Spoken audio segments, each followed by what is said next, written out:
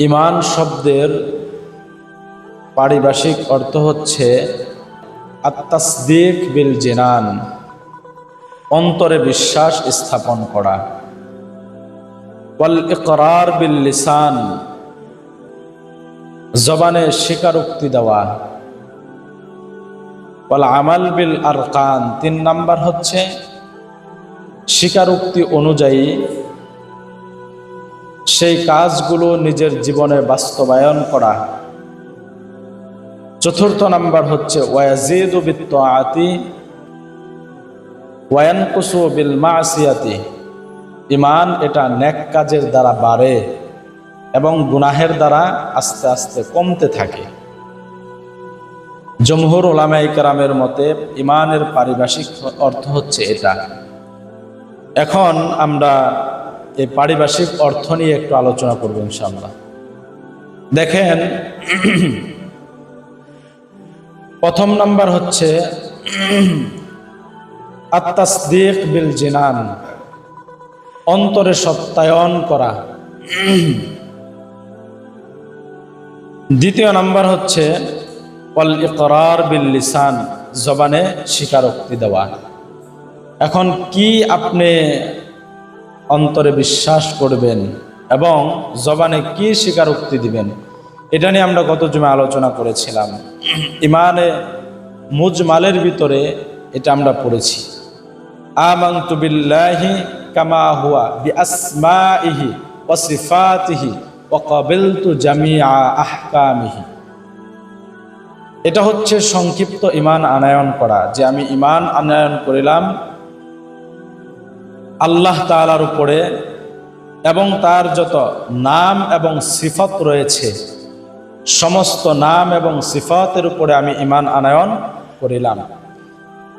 তারপরে বলা হয়েছে ওয়া ক্বাবিলতু জামিআ আহকামিহি, এবং আল্লাহ তাআলার যত বিধিবিধান রয়েছে সমস্ত বিধিবিধান এবং আহকামকে আমি মানিয়া লইলাম। এটা হচ্ছে ঈমানের অংশ। তো আমি কি বিশ্বাস করব, এটার যেই শেষের যেই কথাটা রয়েছে, আল্লাহ তাআলার যত বিধিবিধান রয়েছে সমস্ত বিধিবিধানকে আমি বিশ্বাস করব এবং মৌখিকভাবেও সমস্ত আল্লাহ তাআলার বিধিবিধানকে আমি স্বীকারোক্তি জানাবো, কালেমা পাঠ করব। এগুলোর নাম হচ্ছে ঈমান। তৃতীয় নাম্বার হচ্ছে ওয়াল আমাল বিল আরকান, আমল করা। এটাকে আল আরকান আল জাওয়ারিহ বলা হয়, যেগুলো অঙ্গ প্রত্যঙ্গের মাধ্যমে প্রকাশ করা হয়। আমি স্বীকারোক্তিও দিলাম, আমি অন্তরে বিশ্বাসও করলাম, কিন্তু আমি এটাকে কাজের মাধ্যমে বাস্তবায়ন করলাম না, তাহলে ওই ব্যক্তি মুমিন হবে কিন্তু ফাসিক মুমিন হবে, পরিপূর্ণ মুমিন নয়। পরিপূর্ণ ঈমানদার হওয়ার জন্য 3টা শর্ত। 1 নাম্বার হচ্ছে অন্তরে কি করতে হবে? বিশ্বাস করতে হবে। 2য় নাম্বার জবানে স্বীকার দিতে হবে। 3য় নাম্বার হচ্ছে আমল করতে হবে। আল্লাহ তাআলা যে আমলগুলো ফরজ করেছেন, যে আমলগুলোর করার জন্য আদেশ করেছেন সেইগুলো করতে হবে, এবং যেইগুলোর থেকে আল্লাহ তাআলা নিষেধ করেছেন ওইগুলোর থেকে বিরত থাকতে হবে। 4th নাম্বার, তারপরে বলা হয়েছে ওয়ায়াজিদু বিত-তাআতি ওয়া ইয়ানকুসু বিল মাসিয়াতি। এটা হচ্ছে আমাদের আজকের একটু বিস্তারিত আলোচনার বিষয়। ঈমান এটা আনয়ন করার পরে কিছু কিছু কাজের মাধ্যমে এই ঈমানটা বৃদ্ধি পায়। ঈমান কি হয় ভাইয়েরা? বৃদ্ধি পায়, বাড়ে। আর কিছু কিছু গুনাহ এমন রয়েছে, গুনাহের মাধ্যমে এই ঈমান কমতে থাকে। কমতে কমতে এমন অবস্থা হয়ে যায় যে তার ভিতরে আর কোনো ঈমানই থাকে না। নাউজুবিল্লাহ। এটা আমরা হাদিস থেকে জানব। ঈমান, সকলের ঈমান এক সমান নয়। ঈমানের উপরে সে আমলের মজা পায়। সাহাবীদের ঈমান আর আমাদের ঈমান এক সমান হবে? এক সমান হবে না। হযরত আবু বকর সিদ্দিক রাদিয়াল্লাহু তাআলা আনহুর ঈমান আর আমাদের ইমান এক সমান হবে? হযরত আবু বকর সিদ্দিক রাদিয়াল্লাহু তাআলা আনহু এবং সাহাবায়ে কেরাম যারা ছিলেন তাদের ইমানের অবস্থা এমন ছিল যে তারা এক রাকাতের ভিতরে, হাদিসের ভিতরে আসছে, লম্বা লম্বা সূরা পড়ে নিতেন, লম্বা লম্বা কয়েক পারা পড়ে নিতেন, পুরা কোরআন পড়ে নিতেন। আর আমাদের নামাজের ভিতরে যদি ইমাম সাহেব একটু লম্বা সূরা পড়ে, তাহলে যারা আমাদের একটু অসুস্থ বা অসুস্থ না, যে হুজুর এত লম্বা সূরা দাঁড়ায় থাকতে কোমর বিষ হয়ে যায়, তাদের ইমানের অবস্থা ছিল এমন, আর আমাদের ইমানের অবস্থা হচ্ছে এরকম। এজন্য ইমান সকলের সমান নয়, ইমান কমে এবং বাড়ে। এর দলিল কি? আল্লাহ তাআলা বলেন, প্রথম নাম্বার দলিল সূরা আল আনফাল আয়াত নাম্বার 2 এর একটি অংশ বিশেষ। আল্লাহ তাআলা বলেন, ওয়া ইযা তুলিয়াত আলাইহিম আয়াতুহু যাদাতহুম ঈমানা। আল্লাহ তাআলা বলেন, ওয়া ইযা তুলিয়াত আলাইহিম আয়াতুহু, এবং যখন মুমিনদের সামনে আমার আয়াত তেলাওয়াত করা হয়, আমার এই আয়াত তেলাওয়াত করাটা তাদের ঈমানকে বৃদ্ধি করে দেয়। সুবহানাল্লাহি বিহামদিহি। তাহলে আমরা একটা আমল পেলাম যেটা ঈমানকে বৃদ্ধি করে। সেটা কি করা ভাইয়েরা? কোরআন তেলাওয়াত করা বা কোরআন তেলাওয়াত শ্রবণ করা। কোরআন তেলাওয়াত করলে অথবা কোরআন তেলাওয়াত শ্রবণ করলে মানুষের ঈমান বেড়ে যায়। ঈমানদার যারা রয়েছে এদের ঈমান আরো বেড়ে যায়।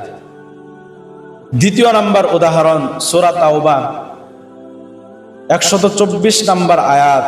আল্লাহ সুবহানাহু ওয়া তাআলা বলেন, ফাআম্মাল্লাযীনা আমানু ফাযাদাতহুম ঈমানা ওয়া হুম ইয়াস্তাবশিরুন। আল্লাহ সুবহানাহু ওয়া তাআলা বলেন, তার আগে বলতেছেন, ওয়া ইযা মা উনজিলাত সূরাতুন, যখন কোন সূরা অবতীর্ণ করা হয়, তখন তাদের মধ্যে কেউ কেউ বলে, তোমাদের মধ্যে কার ঈমান এই সূরাটি বৃদ্ধি করলো। এখানে দুই শ্রেণীর লোকের কথা বলা হয়েছে। একটা হচ্ছে মুমিন আর একটা হচ্ছে মুনাফিক। যখন কোনো আয়াত নাজিল হতো, কোনো সূরা নাজিল হতো, তখন মুনাফিকরা বলতো, মুমিনদেরকে তিরস্কার করে বলতো যে এই সূরা তোমাদের কি ঈমান বৃদ্ধি করলো, তোমাদের কি হলো, এই সূরার মাধ্যমে তোমরা কি পেলা। আল্লাহ তাআলা বললেন যে, আল্লাহ সুবহানাহু ওয়া তাআলা বললেন, ফাআম্মাল্লাযীনা আমানু, সুতরাং যারা ঈমান এনেছে, ফাযাদাতহুম ঈমানা, এই সূরা, এই আয়াত তাদের ঈমানকে আরো বৃদ্ধি করে দেয়। ওয়া হুম ইয়াস্তাবশিরুন, এবং তারা নতুন কোন সূরা পেলে, নতুন কোন আয়াত পেলে, নতুন কোন বিধান পেলে তারা আল্লাহ সুবহানাহু ওয়া তাআলার দরবারে সন্তুষ্ট হয়ে যায়, তারা আনন্দ হয়ে যায়। এই আয়াত দ্বারাও আমরা বুঝতে পারলাম যে কোনো বিধান যদি মুমিনের সামনে এসে যায়, যারা মুমিন হবে, কোনো বিধান যদি কোনো মুমিনের সামনে এসে যায়, ওই বিধানকে সে মেনে নেয়, আর সাথে সাথে তার ঈমান আরো বৃদ্ধি পেয়ে যায়। পক্ষান্তরে এর বিপরীতে যদি কোনো নতুন আইন এসে যায় কোনো মানুষের সামনে, আর সে যদি সেটাকে অপছন্দ করে, এটা ছিল মুনাফিকদের আলামত। বর্তমান সময়ে এই ধরনের মানুষ আছে। মুনাফিক কাদেরকে বলা হয় এটা আমরা আলোচনা করেছিলাম, যারা মুখে স্বীকারোক্তি দিয়েছে কিন্তু অন্তরে বিশ্বাস করে নাই, আল্লাহ রাসূলের বিরোধিতা করেছে। এখন অনেক মানুষকে এরকম পাওয়া যায়, বলে যে হুজুর এই হাদিস তো জীবনেও শুনি নাই, আপনার মুখে প্রথম শুনলাম। অনেক কষ্ট হয়। আর মুমিন যারা হবে তাদের কোরআনের আয়াত, কোরআনের আইন শোনার কারণে সাথে সাথে তাদের ঈমান বৃদ্ধি পাবে, সেটাকে তারা গ্রহণ করে নেবে সাথে সাথে। তৃতীয় নাম্বার হচ্ছে আল্লাহ সুবহানাহু ওয়া তাআলা বলেন সূরা মুদ্দাসসির 31 নম্বর আয়াত, ওয়ায়াজদাদাল্লাযীনা আমানু ঈমানা, এবং যারা ঈমান এনেছে তাদের ঈমান বৃদ্ধি পায়। এটা হচ্ছে সূরা মুদ্দাসসিরের 31 নম্বর আয়াতের একটি অংশ। এই আয়াত বুঝতে হলে আমাদেরকে তার আগের আয়াত এবং এই আয়াতের সম্পূর্ণ আয়াতের অর্থ এবং সারে নজুল যদি আমরা পড়ি, তাহলে এটা আমাদের জন্য সহজ হবে বোঝা ইনশাআল্লাহ তাআলা। আল্লাহ সুবহানাহু ওয়া তাআলা বলেন, এটা হচ্ছে 31 নম্বর আয়াত। 30 নম্বর আয়াতের ভিতরে আল্লাহ তাআলা বলেন,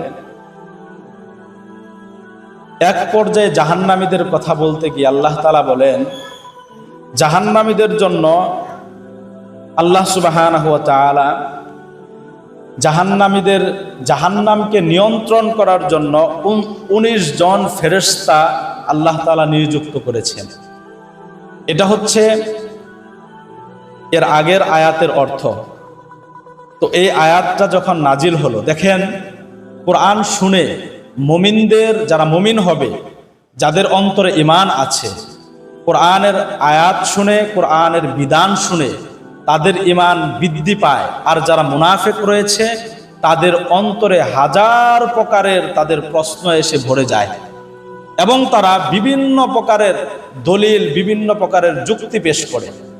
আল্লাহ সুবহানাহু ওয়া তাআলা এই আয়াতের ভিতরে বললেন যে আল্লাহ সুবহানাহু ওয়া তাআলা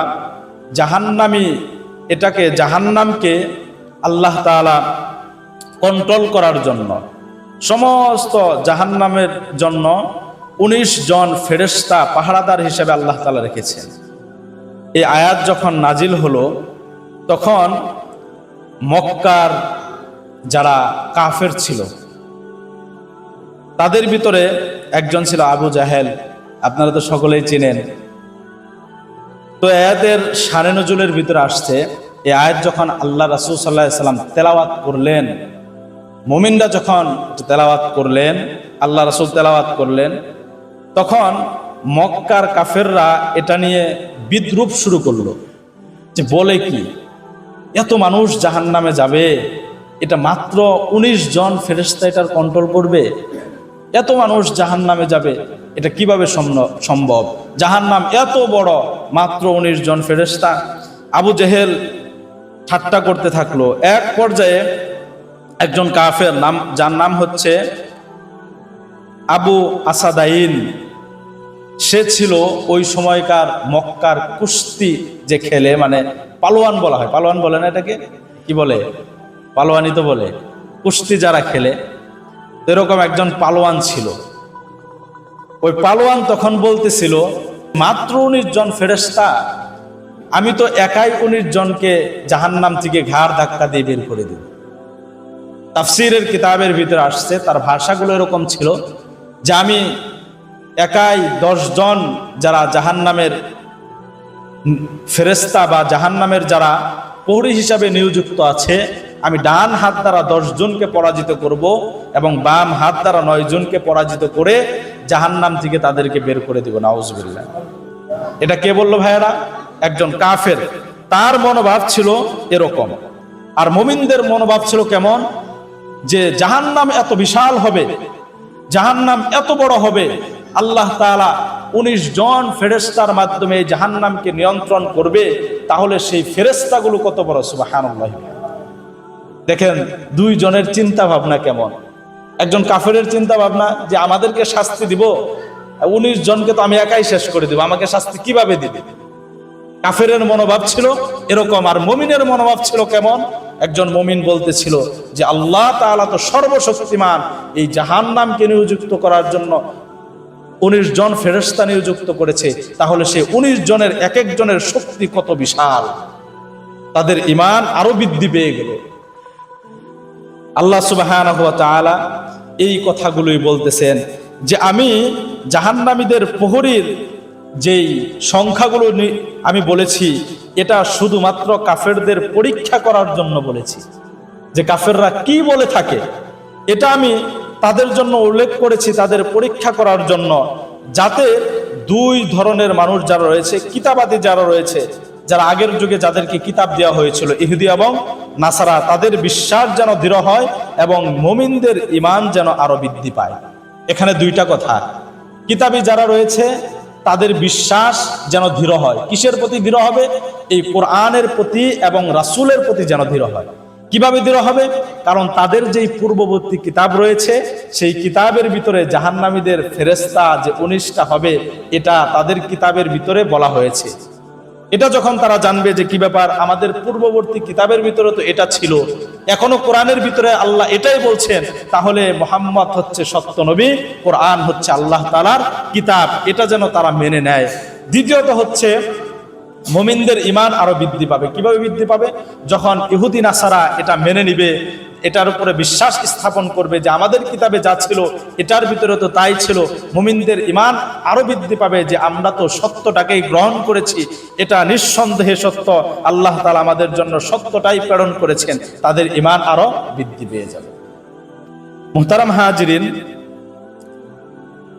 এখানে কয়েকটি বিষয় লক্ষণীয়। এক নম্বর বিষয় হচ্ছে যে ফেরেশতাদের যে সংখ্যা উল্লেখ করা হয়েছে এর ভিতরে 19 জনের কথা উল্লেখ করা হয়েছে। তাফসীর ইবনে কাসির রহমাতুল্লাহি আলাই এবং ইমাম কুরতুবী রহমাতুল্লাহি আলাই ওনারা এর ব্যাখ্যা লিখেছেন যে 19 জন ফেরেশতা যারা হবে তারা হবে জাহান্নামীদের লিডার। কি হবে ভাইয়েরা? মানে জাহান্নামী যারা ফেরেশতা আছে তাদের লিডার, বড় লিডার হচ্ছে যার নাম হচ্ছে মালিক, যাকে সমস্ত জাহান্নামী যারা হবে তাদের লিডার বানানো হয়েছে। যেরকম যারা সমস্ত ফেরেশতা তাদের লিডার হচ্ছে হযরত জিবরাইল আলাইহিস সালাতু আসসালাম। এরকম ভাবে জাহান্নামীদের যারা এই যত প্রহরী হবে, যত ফেরেশতা থাকবে তাদের লিডার হবে 19 জন ফেরেশতা। দ্বিতীয় নাম্বার হচ্ছে যে আল্লাহ সুবহানাহু ওয়া তাআলা এই যে 19 জন ফেরেশতার কথা উল্লেখ করলেন, কেন উল্লেখ করলেন?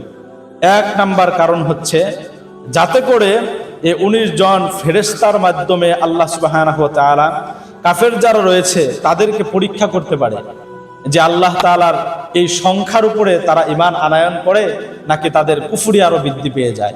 দেখা গেল যে তাদের কুফরি আরো বৃদ্ধি পেয়ে গেল।